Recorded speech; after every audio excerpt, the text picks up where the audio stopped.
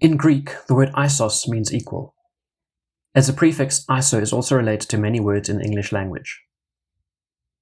You may have come across some of these words in chemistry, with some of them also having a basis in geography or weather, while some are also found in thermodynamics. Each of these words connects something by equal value, the same value or similar. Many of these words are specific to a certain discipline, and you may never see these words outside of that discipline. In thermodynamics, there are going to be several iso words that we will encounter fairly often. Isothermal, Isochoric, Isobaric, Isenthalpic, and Isentropic. I'm also going to add the term Adiabatic to complete the picture of definitions used later in this video. A system is isothermal if the initial temperature is equal to the final temperature after some change to the process. This could either be a closed system or in an open system. An isochoric system is one which is of equal volume, and an isobaric system is one which is of equal pressure. How is this possible? A simplified way to look at this is by the ideal gas law, PV is equal to nRT.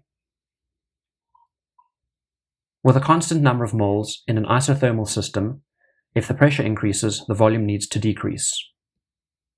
In an isochoric system, if the pressure decreases, the temperature must also decrease. And lastly, in an isobaric system, if volume increases, the temperature must also increase. Obviously, the inverse relationships will also hold in all three examples.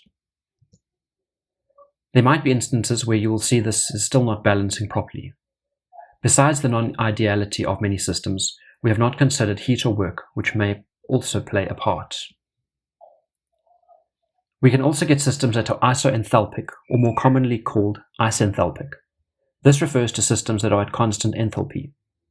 One of the more common times to use this is on an enthalpy pressure diagram, where we can easily see how conditions change from A to B over a constant enthalpy. As the name suggests, an isentropic system, which also often drops the O to become isentropic, is a system with constant entropy. To achieve this, the system needs to be both adiabatic and reversible. While this is an idealized system which does not occur in reality, it is often used as a model of comparison for real processes. Having just mentioned an adiabatic system, this is the final term to be introduced. This means that no heat is transferred. Or in simple terms, Q is equal to 0. Lastly, you may have thought that the word isolated also falls into this category to mean equal. However, isolated has a Latin root and is derived from the word insula, meaning island.